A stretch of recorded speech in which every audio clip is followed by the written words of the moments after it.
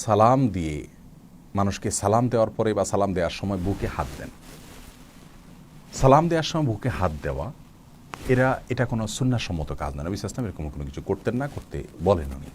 এটা যদি কেউ সালামের অংশ মনে করেন এবং সালামের অংশ মনে করে সালাম দিচ্ছেন সাথে বুকে হাত দিচ্ছেন এরকম হয়, তাহলে সেক্ষেত্রে এটি বিদআত হবে, কারণ এভাবে সালাম দিতে নবী সাল্লাল্লাহু আলাইহি ওয়াসাল্লাম বলেননি।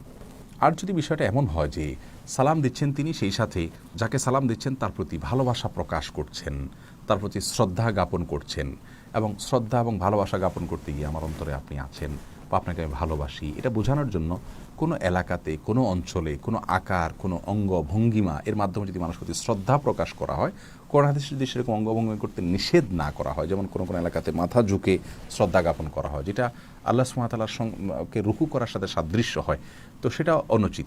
কিন্তু আপনার বুকে হাত দিয়ে যদি শ্রদ্ধা জ্ঞাপন করা হয়, সে উদ্দেশ্যে যদি বুকে হাত দেওয়া হয়, তাহলে সেটা হতে পারে, সেটা নিন্দনীয় হবে না সেভাবে। কিন্তু সালামের অংশ মনে করলে সেটা ভুল হবে। আমরা অনেকেই সালাম দিলি আসসালামু আলাইকুম বলি বুকে হাত দিই না, এরকম কোনো কিছু জরুরি নয়। একইভাবে মুসাফা করার পরেও বুকে হাত দিতে হবে এরকম কোনো শর্ত কোরআন হাদিসে উল্লেখ করা হয়নি, বরং মুসাফা স্বাভাবিকভাবে করব। সালাম শুধুমাত্র মুখে হবে আসসালামু আলাইকুম ওয়া রাহমাতুল্লাহি ওয়া বারাকাতুহু। অনেকে সালাম করার সময় হাত উঠান, এই হাত উঠানো এটাও সালামের কোনো জরুরি অংশ নয়।